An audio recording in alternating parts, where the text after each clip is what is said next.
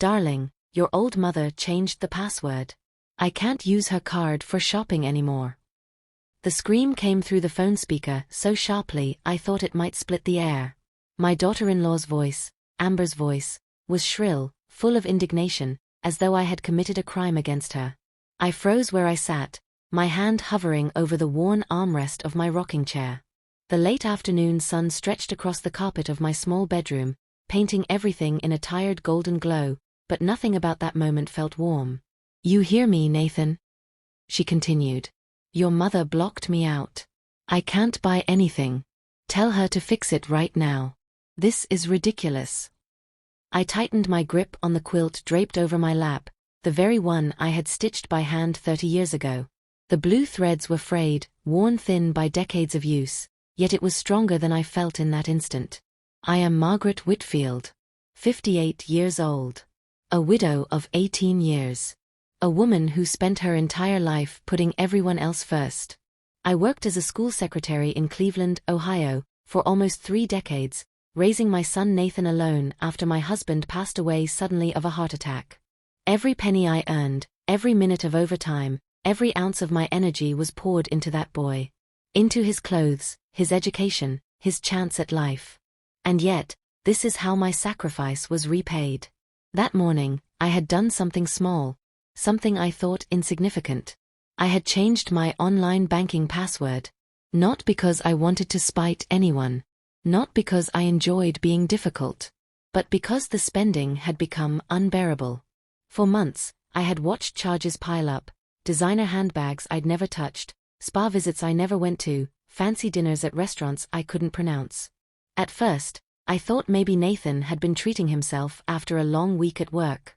But then the pattern grew louder, more obvious. It wasn't him. It was Amber. Dozens of Amazon boxes stacked at the front door, filled with gadgets, shoes, clothes that still had tags. Sephora bags, Nordstrom bags, Macy's bags, all hers. And me? I couldn't even afford my blood pressure medication without worrying if there would be enough left for groceries.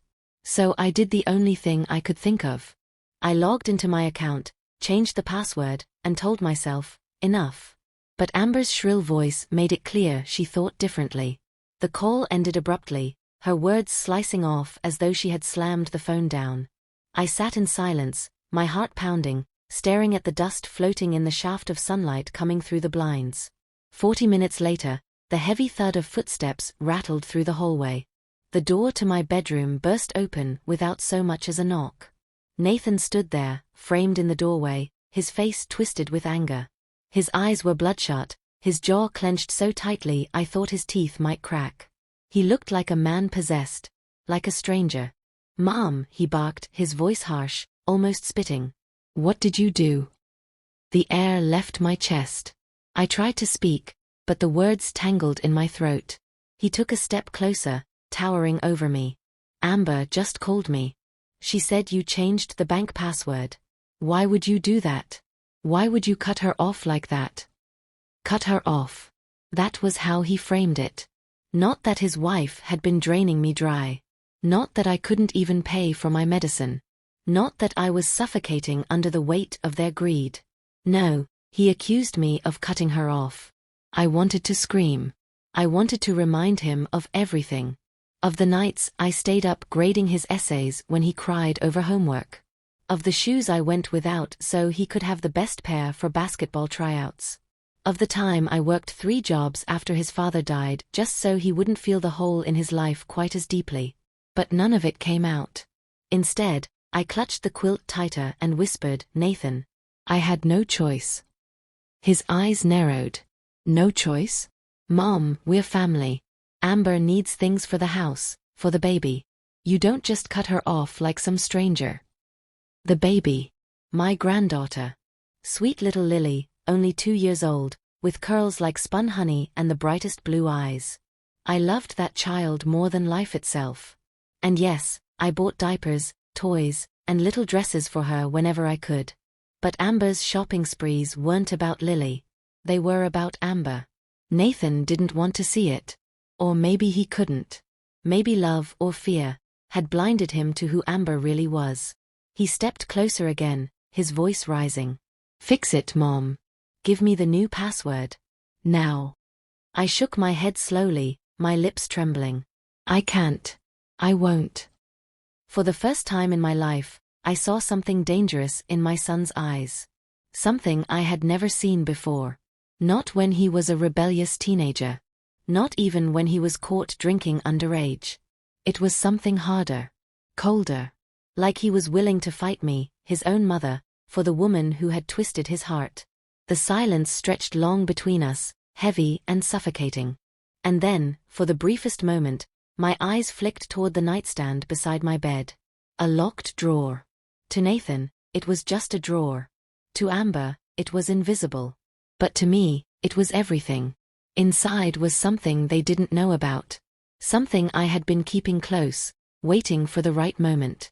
A folder filled with papers. Receipts. Records. Secrets. Proof of every single thing they had tried to hide from me. And more than that, something else.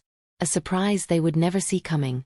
My breath caught in my throat as I realized, maybe that moment had arrived. Maybe it was time. I turned my gaze back to Nathan.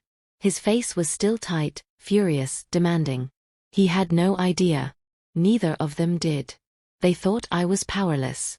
That I was an aging woman clinging to her past, too weak to stand up for herself. They thought they could bully me into surrender. But they were wrong. And as Nathan's angry breath filled the room, I felt something stir inside me. Something I hadn't felt in years. Strength. Resolve. A quiet fire that refused to be extinguished. Mom, he growled, stepping closer still, don't make me ask again. I straightened my back, meeting his eyes with a calmness that seemed to unsettle him. For a moment, his expression flickered, uncertain. What he didn't know, what neither of them knew, was that I was no longer afraid. Because in that locked drawer, the truth waited. And when it came out, nothing in this family would ever be the same again. I didn't sleep that night. Nathan's angry face haunted me long after he stormed out of my bedroom, slamming the door so hard the frame rattled. I lay awake staring at the ceiling fan, the shadows spinning across the plaster like ghosts of my past. My mind kept circling back to the locked drawer and the folder inside. But before I could even think about using it, I needed to understand how we had gotten here. How had my sweet boy, the boy who once clutched my hand so tightly on the first day of kindergarten, become this cold, demanding man who looked at me like I was an obstacle? The answer wasn't simple. It stretched back decades. I still remember the day Nathan was born. I was only 21, terrified and exhilarated in equal measure. My husband, William, had stood beside me, tears streaming down his face as he held our son for the first time.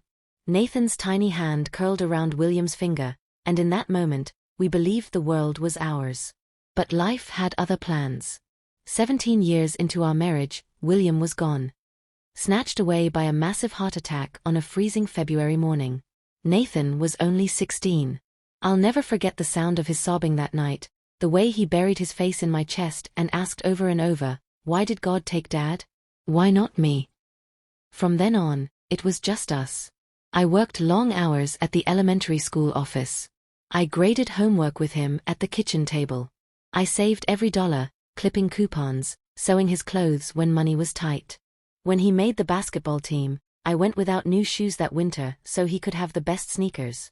When he wanted to apply to college out of state, I dipped into the retirement fund I had barely started, telling myself I'd catch up later. Every decision I made was for him. Every sacrifice was worth it. At least, that's what I believed. Nathan grew into a fine young man, or so I thought. He was polite, hardworking, and ambitious. He studied business at the University of Michigan, calling me almost every night to tell me about classes and friends. I remember smiling through tears each time the phone rang, his voice filling the lonely house like sunshine. But then came Amber. I met her the summer after his sophomore year. She was 20, pretty, with long dark hair and a smile that could light up a room. At first, I was relieved. Nathan seemed so happy around her. He laughed more, carried himself with confidence. I thought maybe God had finally blessed us with some joy after all the hardship. The first dinner I hosted for them still lingers in my memory. I made roast chicken with mashed potatoes, Nathan's favorite. Amber arrived in a designer dress, her nails perfectly manicured, perfume heavy in the air. She complimented the curtains, the china, even my old silverware. But there was something in her tone, polite, yes, but distant. As though she were performing. That night, after they left, I washed dishes alone and told myself I was being paranoid. But deep down I knew. Amber wasn't like us. Over the next few years, Nathan changed in small ways I tried to ignore. He stopped calling as often. He brushed off my invitations, saying Amber had planned something else. On holidays, they came late and left early. And when they did visit, Amber's eyes scanned the house like she was measuring it against some invisible standard. Still, I stayed quiet. I told myself it was normal. Children grow up. Wives take precedence. It wasn't my place to interfere. But then the money requests began. First it was little things, help with rent, car repairs, medical bills. I was glad to help. I thought I was investing in their future. But over time, the requests grew larger, stranger. Thousands of dollars here and there, always urgent, always with Amber's voice lingering in the background. I remember the first time I caught her using my card. Nathan had asked me to babysit Lily, who had just turned 1. Amber had left her purse on the counter. When my phone buzzed with a fraud alert, I opened my banking app and saw the charge $875 at a boutique in downtown Cleveland. I froze. The card was in my wallet, unused. But then I remembered, months earlier, Amber had once helped me set up my online account. She had insisted, sweet as sugar, that I was too old to figure it out myself. That's when she must have memorized the password. When I confronted Nathan about it later, he dismissed me with a laugh. "Mom, you must have pressed something wrong. Amber wouldn't do that." That was the first night I cried myself to sleep in years. The whir of the ceiling fan pulled me back from my memories. It was nearly dawn now, the first hints of gray light seeping through the blinds. I rose from bed, my joints stiff, and shuffled toward the nightstand. My hand hovered over the locked drawer. Inside was the folder, thick with everything I had gathered. Every bank statement, every suspicious charge, every piece of evidence I had quietly collected while they thought I wasn't paying attention. But there was more. Beneath the papers lay another secret, a letter. Not just any letter. A legal one. 2 years earlier, after one particularly heated argument with Amber about money, I had visited a lawyer downtown. It wasn't easy, I felt guilty even considering it, but something in my gut told me I needed protection. Together, the lawyer and I had drafted a will, a trust, and a contingency plan for my estate. Nothing, not 1 cent, would fall into Amber's hands without strict conditions. Nathan didn't know. Amber didn't know. Nobody knew. That folder was my shield. My proof. My plan. As I stood there staring at the drawer, I realized something. The past wasn't just memory. It was fuel. Fuel for what I needed to do next. The breaking point had come 6 months earlier. Amber had shown up at my door one afternoon, Lily on her hip. She smiled sweetly, handed me the baby, and then went straight to my office computer. I asked her what she was doing. She laughed, said she was helping me pay some bills online. But later, I discovered she had transferred $2,000 into her own account. When I confronted Nathan that evening, his reaction chilled me to the bone. "Mom," he said flatly, "Amber is part of this family now. If you can't accept that, maybe it's better if we don't come around as much." It felt like a knife twisting in my chest. That was when I knew I had lost my son. Or maybe I had lost him long before and just hadn't admitted it. By the time the sun rose fully, I had made up my mind. I walked to the kitchen, brewed a pot of coffee, and sat down at the table. The house was quiet except for the ticking of the clock. I opened my notebook and began writing. Not a letter of surrender. Not an apology. But a plan. They thought they could bully me. They thought I was weak, that age had stolen my power. But they were wrong. I wasn't going to fight them with fists or screaming matches. I was going to fight them with truth, with patience, with quiet strength. Because one day soon, when they least expected it, the folder in that locked drawer would see the light of day. And when it did, everything, everything, would change. The knock at my front door came before noon, sharp and insistent, as though the person on the other side owned the house. I didn't have to look to know who it was. Amber's voice floated through the wood, sugar-coated but sharp underneath. "Margaret? Open up. We need to talk." I sat at the kitchen table, a cooling cup of coffee in front of me, my notebook open to a fresh page. My pen hovered, mid-sentence. I had been sketching out a plan, a roadmap of sorts, tiny steps I could take without drawing suspicion. But now, her voice cut through my concentration like nails on glass. I didn't answer. I wanted her to think, for just a moment, that I wasn't home. But then came Nathan's voice, louder, angrier. "Mom, don't make this harder. Open the door." With a slow breath, I pushed back my chair and shuffled to the door. My fingers lingered on the knob, the metal cool against my skin. Then I opened it. Amber stood there, her arms crossed over her designer blouse, lips painted a shade of red that seemed almost too harsh for daytime. Nathan loomed behind her, his expression tight, impatient. Together, they looked less like family and more like debt collectors. "Finally," Amber said, sweeping past me into the living room without waiting for an invitation. She looked around the house as if taking inventory, her eyes lingering on every corner like she was already imagining how to change it. Nathan followed, his jaw clenched. I closed the door gently, taking a moment to steady myself. Amber didn't waste time. She dropped onto the couch, crossed her legs and said, "We need the password, Margaret. This little stunt of yours, it's childish. Nathan works hard, I work hard, and this money is supposed to be for all of us." I stared at her. "That money is my pension. My savings. I worked 30 years for it." Amber rolled her eyes, her laugh sharp. "And what do you need it for? You live alone. Your bills are small. You don't travel, you don't shop. Honestly, it's just sitting there doing nothing while we're trying to build a life. You're being selfish." Selfish. The word stung. It echoed in my head like a cruel joke. How many years had I gone without for Nathan's sake? How many nights had I cried into a pillow so he wouldn't see? And now, I was selfish. Nathan spoke next, his tone hard. "Mom, we can't do this back and forth. Just give us the password, and this won't have to get ugly." Ugly. My heart sank. He was threatening me. I forced myself to stay calm, folding my hands in front of me. "I can't do that, Nathan. Not anymore." The silence that followed was heavy. Nathan's nostrils flared. Amber smirked, shaking her head slowly as though I were a stubborn child. "Fine," she said at last, standing. "If that's how you want it, then don't be surprised when we start making other arrangements." She leaned in closer, her perfume suffocating, her voice a whisper meant to cut. "You're not as untouchable as you think."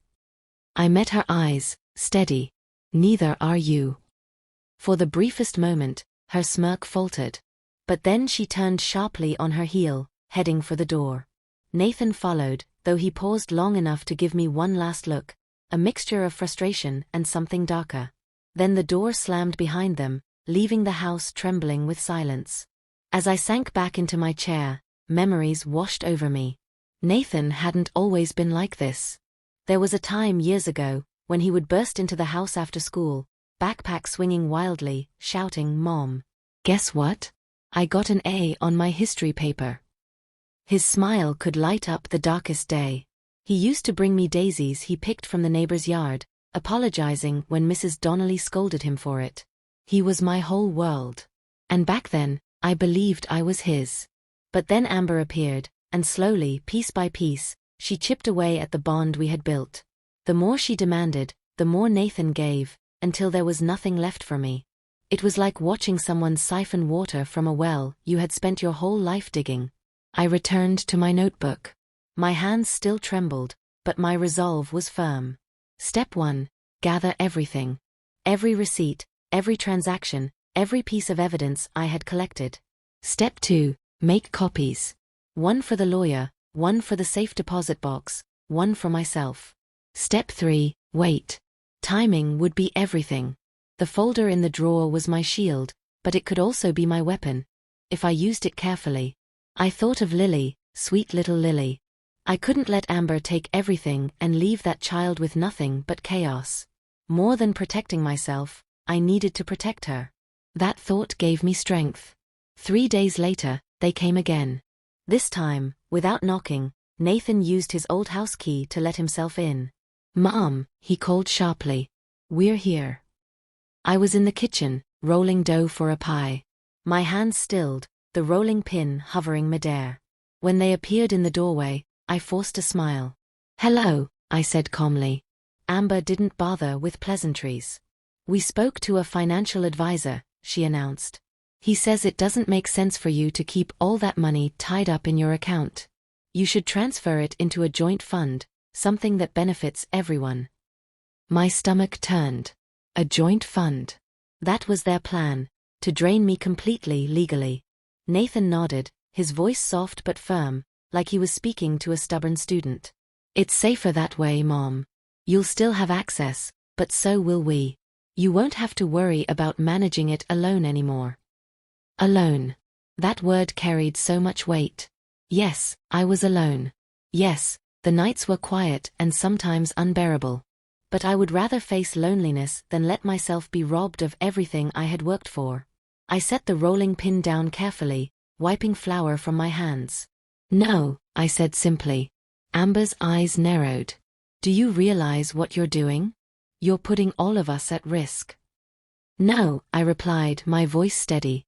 "I'm protecting what's mine." "See it coming." The silence stretched again. Nathan's jaw clenched. Amber's face darkened. For a moment, I thought she might scream. But instead, she smiled. It wasn't warm.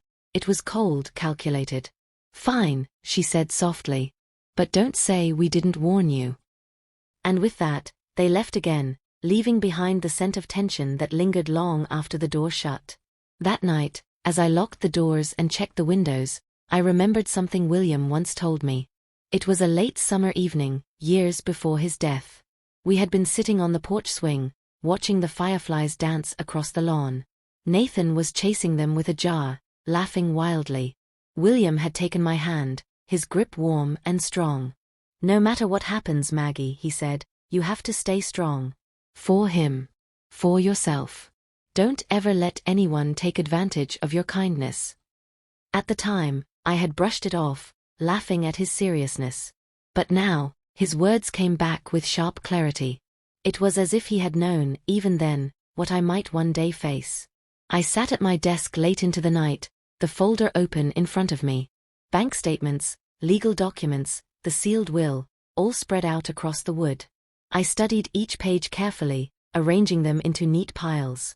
For the first time in years, I didn't feel powerless. I felt prepared. I whispered into the quiet, as though speaking to William himself. "I won't let them take everything. I won't let them win." The shadows in the room seemed to lean closer, listening. I didn't know exactly how or when I would make my move. But I knew one thing with absolute certainty: the tide was turning. And when it did, Nathan and Amber would never. The phone rang just after dinner. I was rinsing my plate, the smell of roasted chicken still lingering in the kitchen, when Nathan's name flashed across the screen. For a moment, I considered letting it ring. But my hand betrayed me, lifting the phone to my ear. "Mom," Nathan's voice came, low and uneasy. We need to talk." I heard Amber in the background, her tone hushed but sharp. "Tell her, Nathan. Stop stalling." My grip tightened. "What is it?" Nathan sighed, the kind of sigh that carried more weight than words. "Amber and we think maybe it's time you considered other arrangements. For yourself." The world tilted. "Other arrangements?" I repeated. Amber's voice broke through, loud enough now that she wasn't even trying to hide. "A nursing home, Margaret. Somewhere safe. You're getting older. It's too much for you to manage alone." I nearly dropped the phone. My knees buckled, and I steadied myself against the counter. A nursing home. After everything I had given, everything I had sacrificed, they wanted me out of my own house. "Amber," I said slowly, each word a knife I forced through clenched teeth, "this is my home. The home I built with my husband. The home I raised Nathan in. I'm not going anywhere. There was silence on the line, then a bitter laugh. Amber again. You think you have a choice? Margaret, this place is too much for you. And honestly, you're not making the best decisions. You've proven that. Changing passwords, hoarding money, you're acting paranoid. You need help. Help. That word tasted like poison. I don't need help, I whispered. What I need is respect.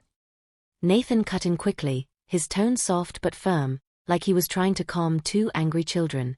Mom, don't take it the wrong way. We just want what's best for you. But I heard the hollowness in his words. He wasn't convincing me, he was convincing himself. I'm not going anywhere, I said again, this time louder, my voice trembling but steady. Then I hung up. The silence afterward was deafening.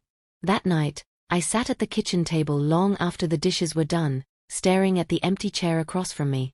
William's chair. When Nathan was 10, William had promised me something.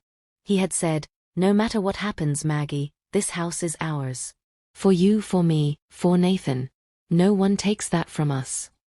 I pressed my hands flat on the wood, as though his warmth still lingered there. Tears blurred my vision, but they dried quickly. Because something inside me shifted. Amber thought she could scare me. Nathan thought he could guilt me. But they didn't understand. This house wasn't just walls and wood. It was my life. My history. My battleground. And I wasn't going to surrender it. The next morning, I called Mr. Caldwell, my lawyer. His office was in a brick building downtown, nothing fancy, but he was steady, trustworthy, a man who believed in protecting people like me. When I arrived, he greeted me with a kind smile.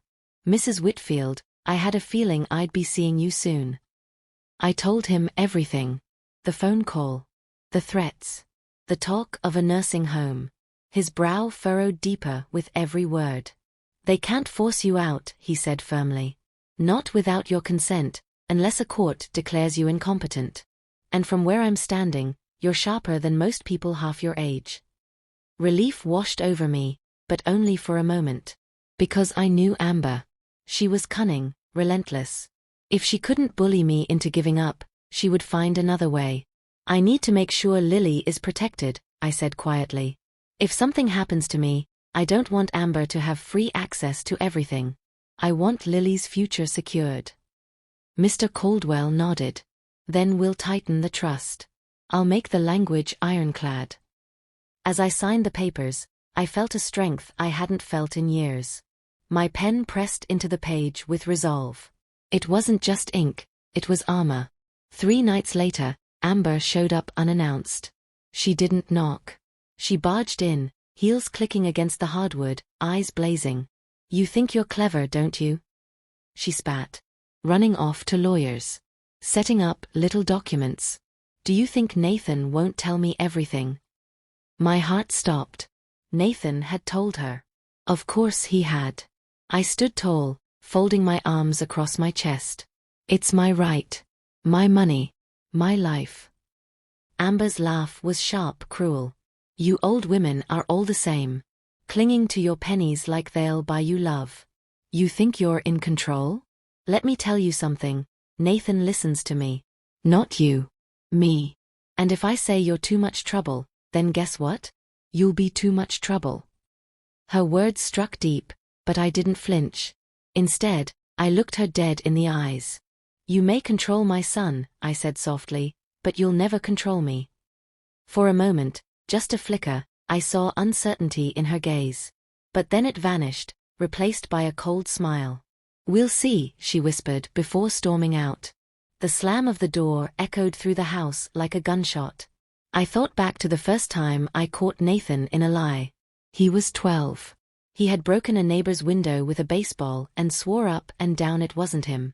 His cheeks were flushed, his eyes darted, but I knew the truth. Eventually he admitted it, tears streaming down his face. I forgave him, because that's what mothers do. But now, the lies weren't about baseballs or broken windows. They were about loyalty. About love. About who he truly belonged to, his mother or his wife. And this time, forgiveness wouldn't be so simple. That night, I unlocked the drawer in my nightstand. The folder stared back at me, thick with evidence and secrets. I pulled it out and placed it on the bed. I divided the contents into 3 envelopes, sealing each one carefully. One for Mr. Caldwell, one for the safe deposit box, one hidden here in the house. As I worked, I whispered to myself, steady and deliberate. They think I'm powerless. They think I'll fold. But I won't. For the first time in weeks, I slept soundly.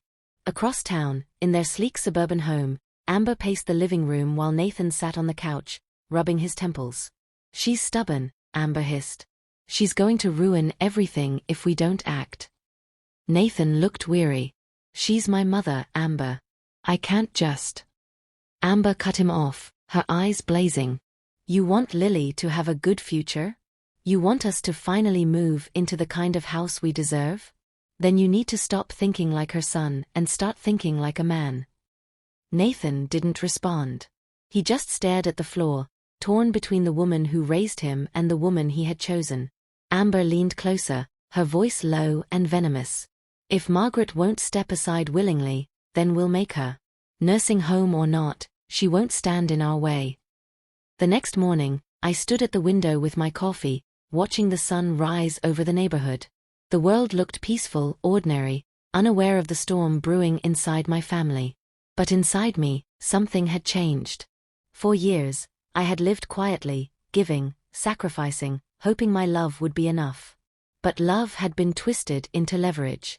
Sacrifice had been turned into expectation. No more. I was done playing the victim. As the first rays of sunlight touched the quilt on my couch, I smiled quietly to myself. Let Amber plot. Let Nathan waver. They had no idea what was coming.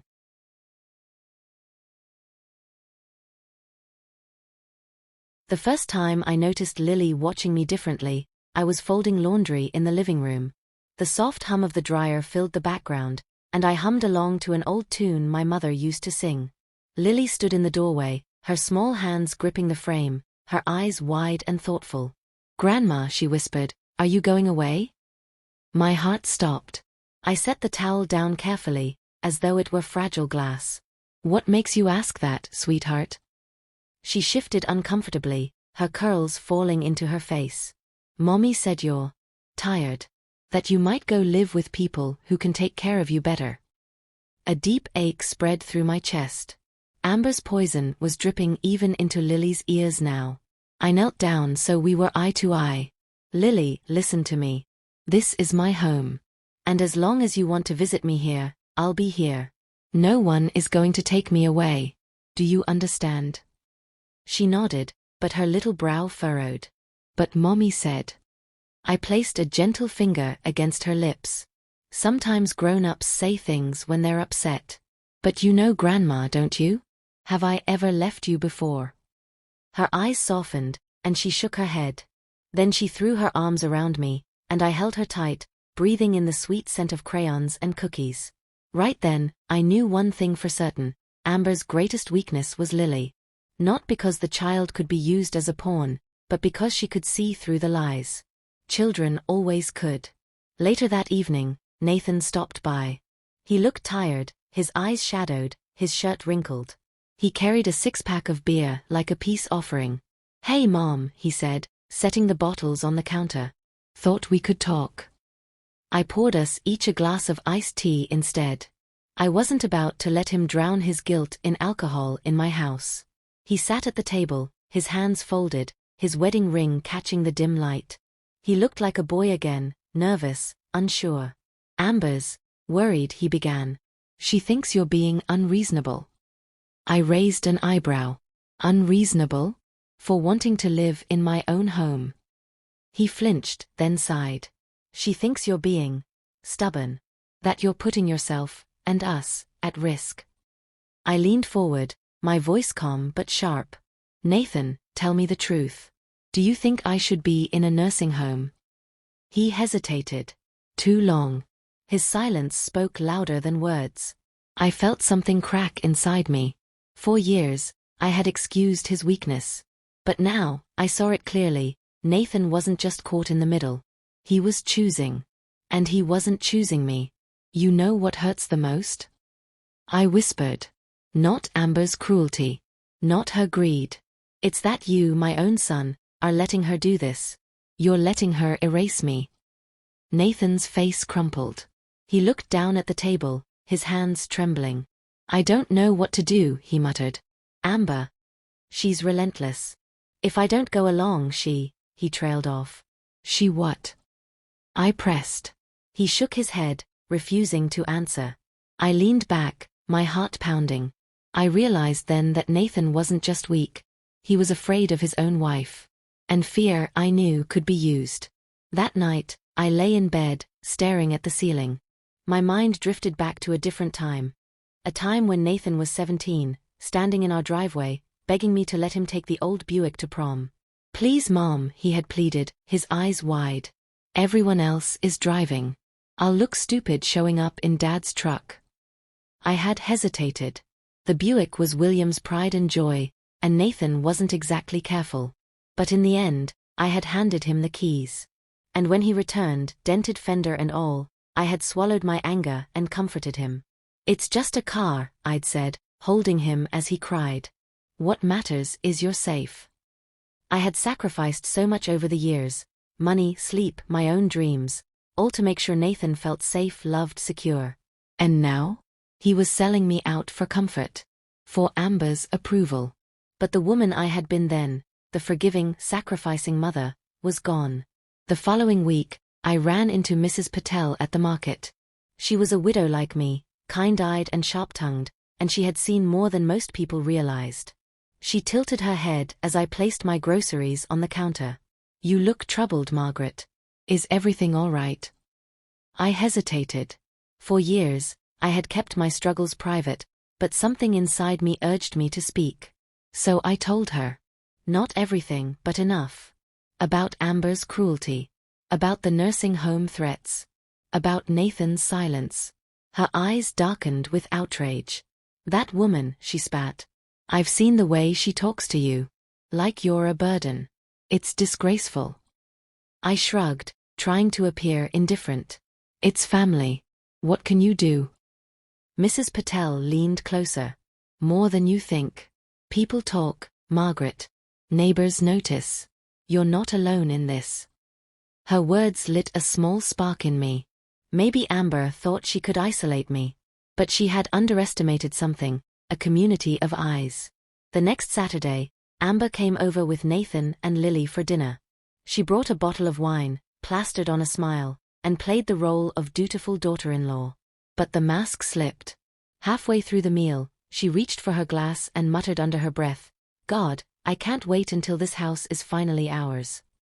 The words were quiet, but not quiet enough. Lily froze, her fork mid-air. Nathan's eyes darted toward me, panicked. I didn't react. I simply smiled, as though I hadn't heard. But inside, I was roaring. Because now, I had confirmation. She wasn't just greedy. She was careless. And careless people made mistakes. After they left, I pulled out my leather-bound notebook. I had started it weeks ago, after Amber's first cruel phone call. Each entry was detailed, conversations, dates, exact words spoken. I wrote down Amber's slip at the dinner table, noting Lily's reaction. This wasn't just a diary. It was evidence. One day, when the time was right, this notebook would speak louder than I ever could. 2 days later, Nathan returned alone. He looked worse than before, his eyes bloodshot, his shirt untucked. Mom, he said, his voice breaking, I don't know how much longer I can do this. I poured him tea, waiting. Amber. She wants everything. The money. The house. She talks about it all the time. She says Lily deserves a better life, a bigger home, private school. But it's never enough. I keep telling her to slow down, but he stopped, burying his face in his hands. My heart softened for a moment, but then hardened again. Nathan, I said gently, you need to decide. Are you going to keep letting Amber tear this family apart? Or are you going to stand up? He didn't answer. But his silence told me he wasn't ready. And that was fine. Because I was. That night, I stood in front of the mirror, studying my reflection. I wasn't the woman I used to be, The one who bent, who yielded, who excused. I was older now. Stronger. Sharper. Amber wanted me weak, dependent, easily controlled. But she had forgotten something vital. I had lived longer. I had seen more. I knew how to wait, how to plan, how to strike when the moment was right. She was playing a short game, blinded by greed. But I was playing the long one. I placed my hand against the cool glass of the mirror and whispered, "You have no idea who you're dealing with." The first move had to be small, almost invisible. If Amber sensed I was plotting, she'd tighten her grip on Nathan. But if I worked quietly, planting seeds where they couldn't be pulled up, I knew they would take root. It started with Sunday service. I hadn't gone in months, not since William's passing, but that morning I dressed in my navy blue dress, slipped on my pearl earrings, and walked into St. Paul's Methodist Church like I never left. Heads turned. Whispers followed. "Margaret Whitfield," Pastor John said warmly, greeting me at the door. "It's been too long."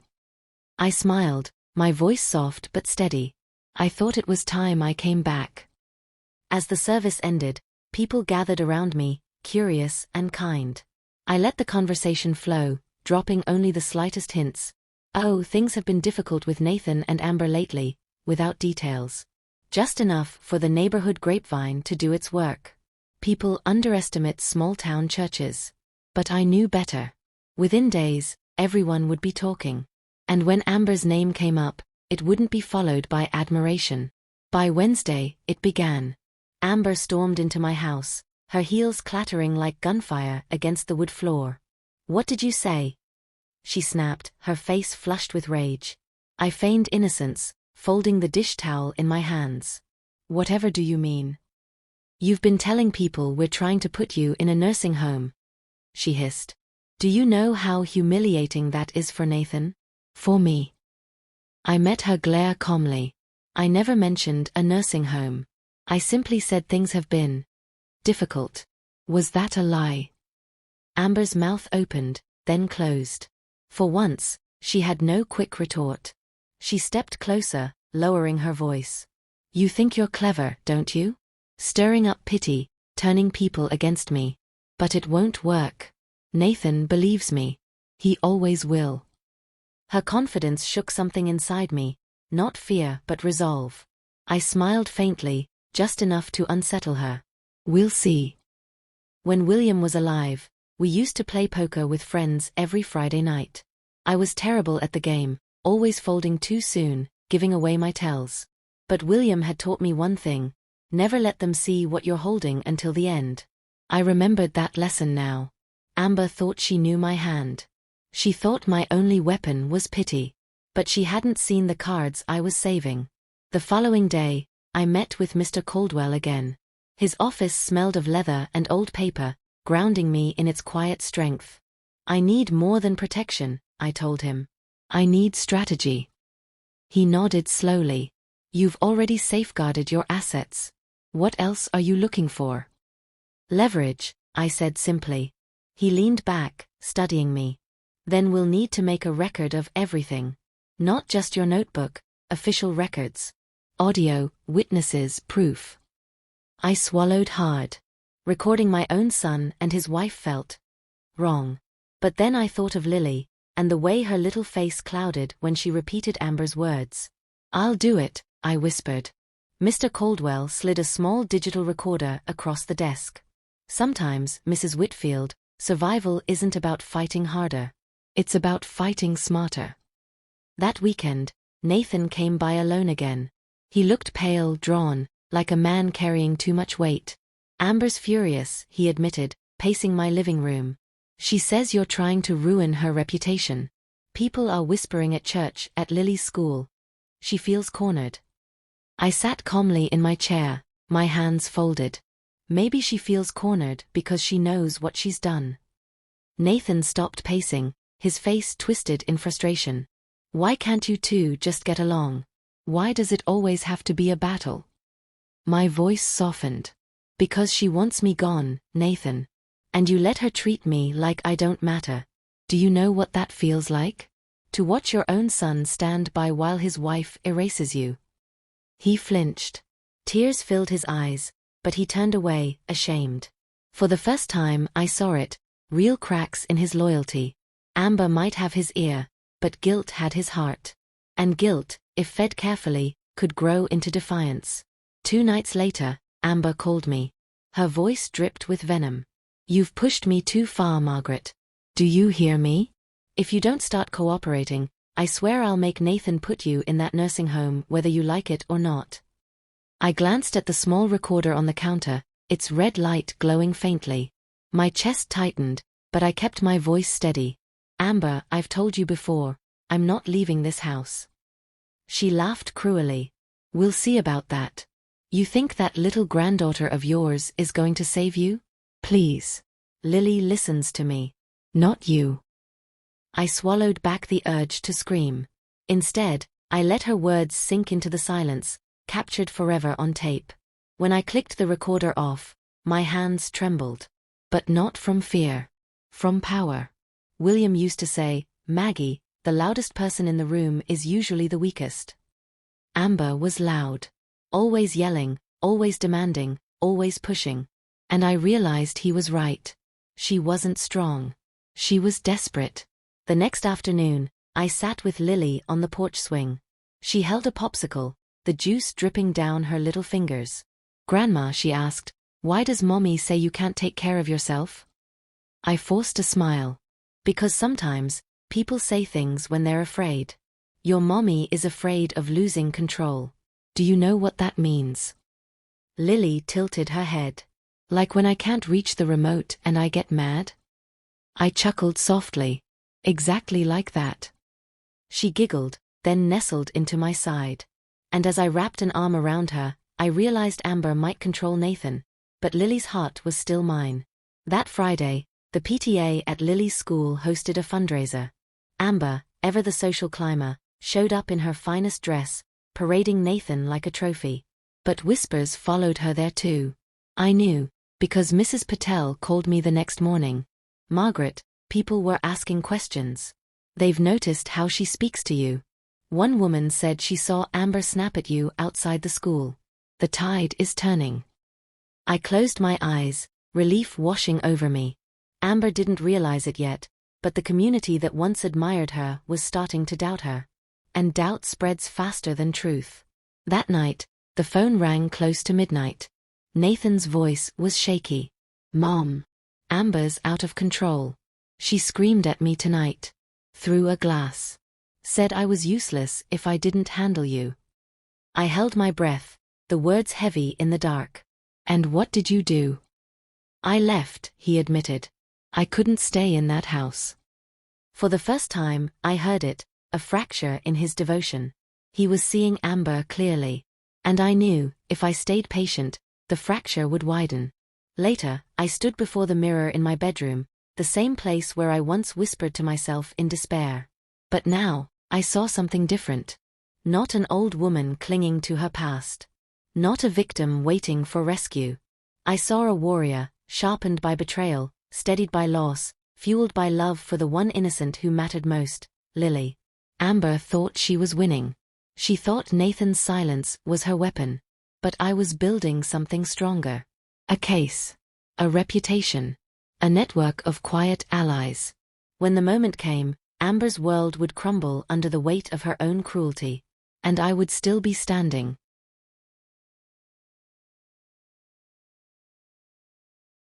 The knock at my door came just after dusk. It wasn't polite or hesitant. It was sharp, urgent, almost violent. I hesitated before opening it, but I didn't have to wonder long who it was. Amber stormed inside without waiting, her perfume filling the air like smoke before a fire. She didn't bother with greetings. "You think you've won, don't you?" she hissed, her eyes flashing. "Church gossip, little pity parties, whispering to Nathan until he feels sorry for you. You're pathetic." I stood calmly, my hands folded. "Amber, you should leave before you say something you regret." Her laugh was bitter, jagged. "Regret? Oh, I don't regret a thing. But you will. You'll regret ever thinking you could stand in my way." For a moment, we just stared at each other. Two women, one young, sharp, desperate, the other older, steady, unyielding. And in that silence, I realized Amber wasn't just angry anymore. She was dangerous. The next day, Nathan came by alone, his face pale, his eyes rimmed red. He sat at the kitchen table, burying his head in his hands. "She won't stop," he whispered. "Mom, she talks about it all the time, how everything will be easier once you're out of the picture." My chest tightened. Out of the picture? What exactly does she mean? He hesitated too long. His silence was answer enough. I reached across the table, taking his trembling hands in mine. "Nathan, listen to me. She's unraveling. You can't keep covering for her. One day she'll drag you down with her, and then what happens to Lily?" He closed his eyes, tears slipping down his cheeks. "I don't know what to do anymore. I feel like I'm drowning." I squeezed his hands, firm and steady.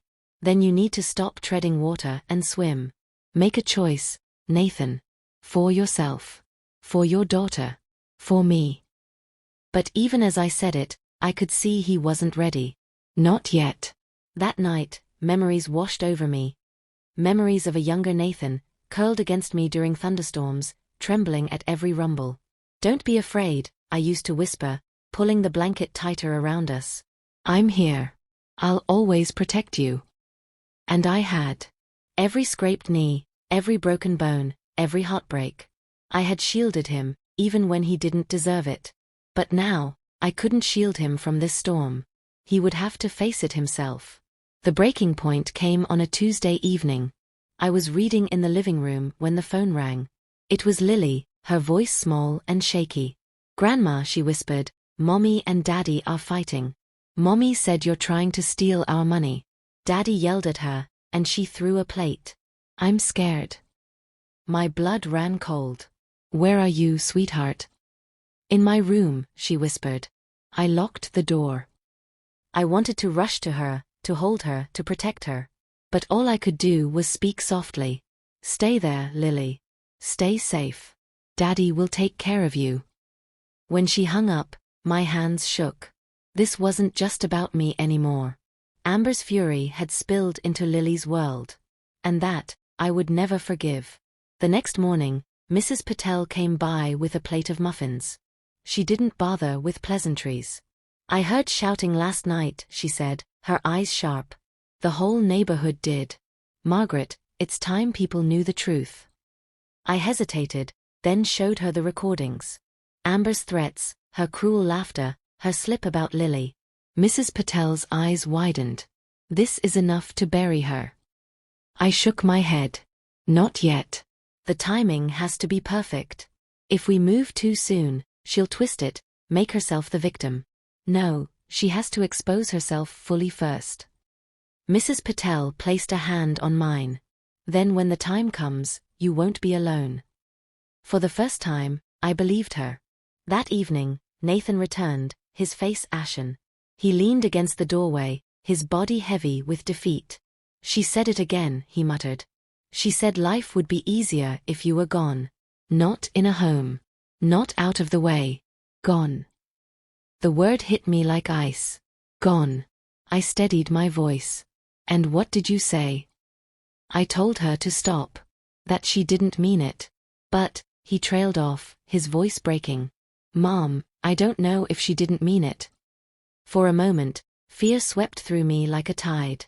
But then it receded, leaving only clarity. Amber wasn't just cruel. She wasn't just greedy. She was dangerous. And if I didn't act soon, she could destroy everything. That night, I laid out my plan. I reviewed the recordings, tightened the trust documents, and gathered the witnesses I would need. I wasn't going to fight Amber with rage. Rage was her weapon, not mine. I would fight her with truth. With patience. With strategy. And when the moment came, she would fall on her own sword. The opportunity came sooner than I expected. Lily's school held a recital that weekend, the auditorium packed with parents and grandparents. Nathan sat beside Amber, who wore her usual mask of polished perfection. I sat a few rows back, quiet and unnoticed. After the performance, parents mingled in the lobby. Amber, ever the actress, put on her brightest smile. But someone, perhaps Mrs. Patel, perhaps another neighbor, asked an innocent question. "How's Margaret? We've heard she's been going through a lot lately." Amber's mask cracked. Her voice rose, sharp and venomous. "Oh, please. Margaret's fine. She's just manipulative. She's trying to turn everyone against me. Do you know she actually records me? Like some crazy old woman with nothing better to do." Gasps rippled through the crowd. Nathan's face drained of color. "And me?" I stayed silent, watching her unravel in public. She had just admitted everything. Out loud. The seed I planted had bloomed. That night, Nathan showed up at my house, his face pale, his eyes haunted. "I can't do this anymore," he said. "Mom, she's destroying everything. She embarrassed me in front of everyone, screamed at me the whole drive home, and threatened to take Lily away if I didn't back her up. I can't protect her anymore." My throat tightened. "So who will you protect, Nathan?" He looked at me, broken and desperate. "You. And Lily." For the first time in years, I saw my son clearly. Not the boy I had raised. Not the man Amber had bent. But someone standing on the edge of redemption, ready to leap. When William was dying, he had gripped my hand and whispered, "Take care of Nathan. No matter what." For years, I thought that meant shielding him, excusing him, forgiving him endlessly. But now, I understood. Taking care of him meant letting him face the truth. Guiding him, not protecting him. Letting him break, so he could rebuild. That night, I sat at my kitchen table, the recorder, the notebook, and the trust papers spread before me. The war wasn't over. In fact, it was just beginning. Amber wouldn't go quietly. She would fight, claw, manipulate until the very end. But now, Nathan was with me. The community had seen the cracks. And I held the truth in my hands. The storm was coming. And I was ready. The night before everything came to a head, I barely slept. I sat in my chair by the window, staring out at the glow of streetlights, the soft hum of the city in the distance. Amber was unraveling faster than I could have imagined. Her rage had spilled into the open, and Nathan's faith in her was cracking. But I knew desperate people didn't surrender, they fought harder. And when Amber fought, she fought dirty. I had one chance to end this. Not with shouting. Not with fists. But with quiet, unshakable truth. Nathan suggested it first. "Let's have dinner together," he said hesitantly, as if the idea itself might shatter. "Me, Amber, Lily, and you. Maybe it'll calm things down." I agreed, though I knew calm was the last thing we'd find that night. The house was tense from the moment I arrived. Amber's smile was brittle, stretched too wide, her eyes sharp as broken glass. Lily sat at the table, fiddling with her fork, avoiding everyone's gaze. We ate in silence for several minutes until Amber finally spoke. "So," she said sweetly, "I hear you've been busy, Margaret. Recording me. Talking to neighbors. Spreading lies." I set down my fork. "Not lies, Amber. Truth." Her eyes narrowed. "You really think anyone will believe you? You're just a lonely old woman desperate for attention." Nathan flinched. Lily's hands trembled. I took a deep breath, my voice calm. "Amber, I don't need anyone to believe me. You've already told the truth yourself. In front of half the school. And I recorded that too." Her face froze, then twisted with rage. Amber slammed her hand on the table. "You have no right. This is my family, my house, my life. You don't belong here." Her voice rose higher, shriller, until even Lily shrank back in her chair. Nathan finally snapped. He stood, his voice trembling but loud. "Amber, stop. This isn't just about Mom. This is about you, and how you've been tearing us apart." Amber turned on him, her fury exploding. "Don't you dare take her side. After everything I've done for you, you ungrateful." But she didn't finish. Nathan cut her off, his voice breaking but strong. "You've done nothing but poison me against my own mother. You've lied, manipulated, and threatened the one person who's always been there for me. I'm done, Amber. I won't let you hurt us anymore." The words hung heavy in the air. For the first time, Amber looked small. Not powerful. Not terrifying. Just small. I stood slowly, reaching into my bag. From it, I pulled the envelope. Inside were the documents I had prepared, the recordings, the witness statements, the updated trust papers. I slid them across the table. Amber, this is the truth. And it's over. The trust is locked. You'll never touch a cent of my money. And if you continue threatening me, or Nathan or Lily, I'll take this evidence to the police. Amber stared at the papers, her chest heaving. You can't do this, she whispered. I met her gaze, steady and unwavering. I already did. For a long moment, the room was silent. Then Amber let out a strangled cry, grabbed her purse, and stormed out the door, slamming it so hard the windows rattled. We sat in stunned silence, the sound of her car screeching away fading into the distance. Nathan sank into a chair, burying his face in his hands. Mom. I'm so sorry. I should have seen it sooner. I should have protected you. I placed a hand on his shoulder. You see it now. That's enough. Lily crept over and wrapped her arms around me. Grandma, don't leave us. Please. Tears filled my eyes as I hugged her tight. I'm not going anywhere, sweetheart. Not anymore. In that moment, I thought of William again. His laughter, his strength, his dying words. Take care of Nathan. For so long, I thought that meant sacrificing myself. But now I understood. It meant standing strong. Teaching Nathan to see the truth, to protect his own child, to choose love over fear. And I had done that. In the weeks that followed, Amber tried to lash out. She made calls, spread rumors, even threatened legal action. But with every move, she only tightened her own noose. Neighbors avoided her. Friends turned their backs. And when Nathan filed for separation, citing her verbal abuse and instability, she had no ground left to stand on. She left town quietly, her name whispered like a warning, her shadow finally lifted from our lives. Life didn't transform overnight, but it grew lighter. Nathan and Lily moved in with me temporarily, the house filling once again with laughter and warmth. Nathan worked hard to rebuild, apologizing often, showing up in ways he hadn't before. And Lily? She bloomed. Free from the tension, she laughed more, sang around the house, curled into my lap with books the way Nathan once did.